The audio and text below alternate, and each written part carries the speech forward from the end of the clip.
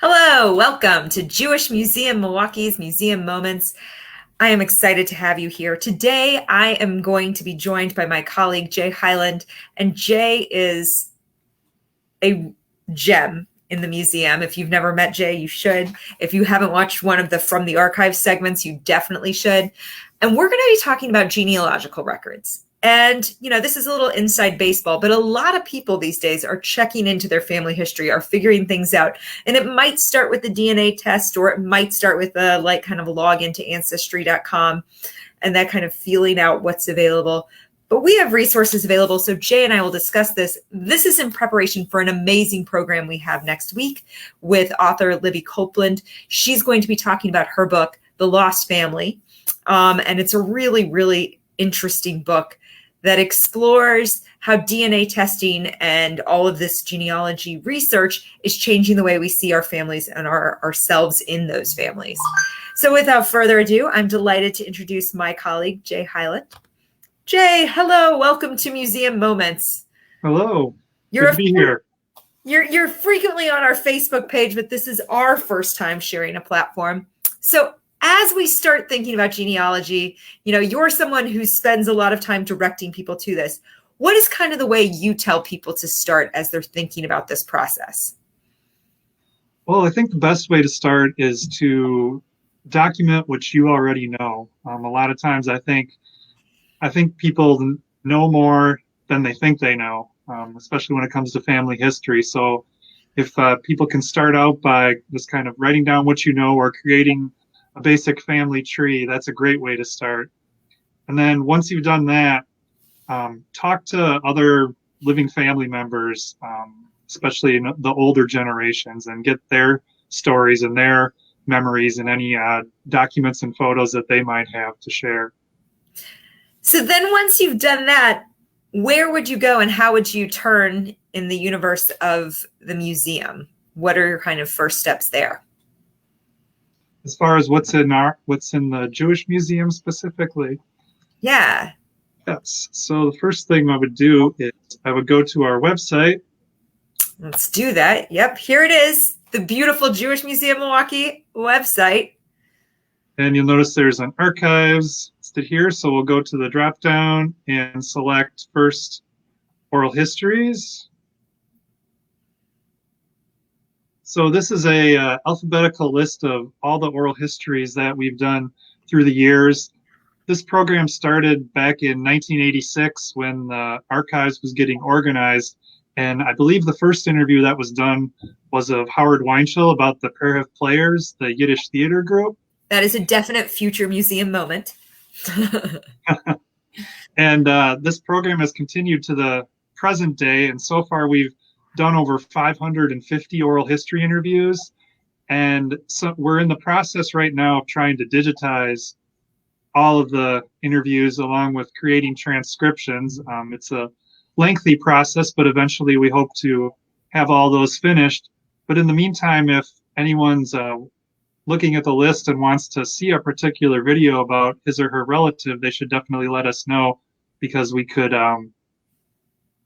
allow them to see the video. So, and also, if you've not had an oral history done and you think you'd like to, add your name to the comments and we'll make sure we get you on a list for the future. Jay, what else is on our website? And I mean, I can think about all of the pieces you could take from someone's oral history about community organizations and immigration and weddings and births and things like that come out of this. What are the other sorts of pieces that are accessible through the website? Sure. So another piece that's accessible are marriage records. And these records were collected by us from various local synagogues in the area, especially Congregation Emmanuel B'nai Jeshurun, and also Bethel. Bethel, we have the marriage records for Rabbi Louis Switchko, which were donated by his family. And we've indexed all of those along with other marriage records from Emmanuel, like Rabbi Dudley Weinberg's, into this index that's available on our website. So this is just a sample page here, and you'll notice it includes the person's last name and first name, the name of their spouse, the date they were married, and who the officiating rabbi was. Some really great information there, including, I will, for those of you looking, maiden names, which is sometimes a real complication when you're trying to find women in your family tree. Absolutely. And what else would you say is available? Because I think that that's one of the things, that there's so many pieces on this. And actually, this part of our website, I believe, once won an award from the governor to say, for archival accessibility. Right. So the next piece here is our death and burial index. And this is probably the part of the website regarding archives that's used the most. This is a really comprehensive database of Jewish burials throughout not just Milwaukee, but also the state of Wisconsin. And they're arranged alphabetically by last name. Again, this is just a sample page, but you'll notice that it includes not only the person's first name and last name, but also their birthplace and names of their parents, if we know that, along with the date of death and where they were buried. This index has been compiled for several years, starting by the Wisconsin Jewish Genealogical Society, led by Penny Desher and Marilyn Lane. So we're really grateful to them for providing all this information. Penny continues to send me additions to this index to this day. And also Debbie Gartenberg, one of our dedicated volunteers, she inputs the new additions to this index. So if you are looking for relatives on this list and don't see a certain person's name and would like it to be added to this list, definitely let us know. I just want to point out, if you look at Sadie Yaffe there, she was born in St. Louis. We have her parents' names. And then on top of that, we have where the exact location of her grave plot. So you can then visit it as well. It's so much information and it's so comprehensive. And it's really, an easy to use tool. So aside from our web, the things that are accessible you can use from anywhere, what are the sorts of things that you encourage people to come in and check out? And I think I have these pieces on my PowerPoint. So we're going to switch screens right now and change this up and talk through some of these resources. So what am I looking at here, Jay? I know it's a lot of letters. It seems like it's tightly written, and it's from June to September 1948, a really interesting time period. Definitely. This is actually a marriage book of rabbis that belonged to Rabbi Switchko, where he hand wrote all the marriages that he performed through the years during his time at Bethel. This particular one covers the most of 1948, and you'll notice it includes the marriage date and the name of the people who are being married, but also it includes Hebrew writing as well, which is great a lot of times for genealogists if they're looking for the Hebrew name of person that people that were married. That also, the Hebrew name gives you a little bit of a clue into parents' names, because often it's, Sarah Bat Yaakov or some sort of name that you get the parents' name as well.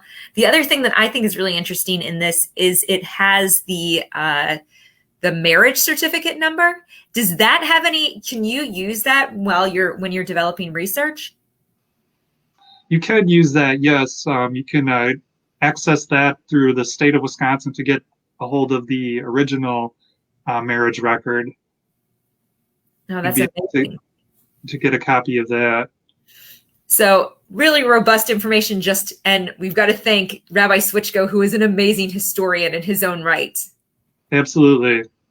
So while we're on Rabbi Switchko, this is another document that belonged to him. What is this? This is a part of a couple of books that he had, again, handwritten, where he compiled a list of the bar and bat mitzvahs that he performed through the years.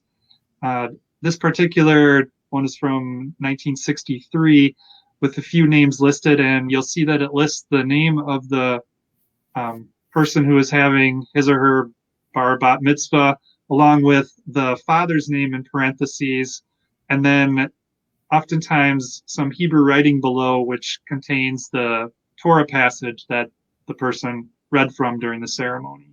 Amazing. And you've got to thank people like Rabbi Switchko who kept this information and really gave us something that we can, use to this day. Now, this is a very different sort of document, as opposed to being something that was unofficially kept by the rabbi.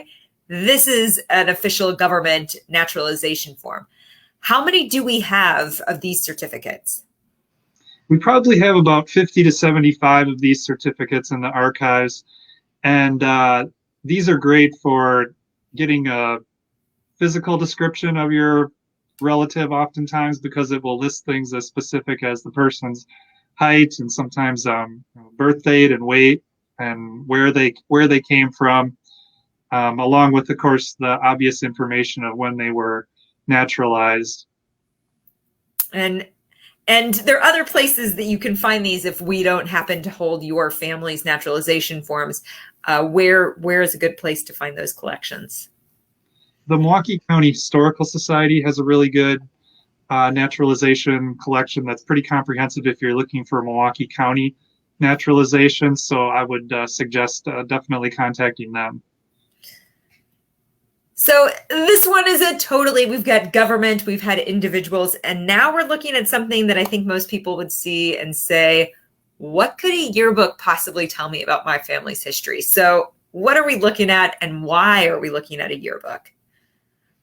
This particular page that we're looking at is from the 1933 scroll yearbook, which is Milwaukee Washington High School's yearbook.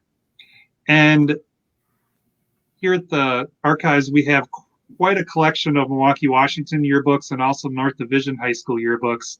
And while on the surface, you might not think those would be helpful in genealogical research, we found that oftentimes it might be the only place where a photo of a certain relative can be located, such as the ones you'll see here, the graduation photos.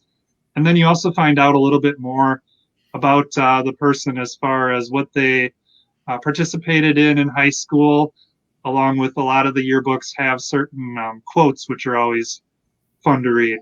Yeah, so Naomi Horowitz here says, a sense of humor is a precious thing, and I couldn't agree more.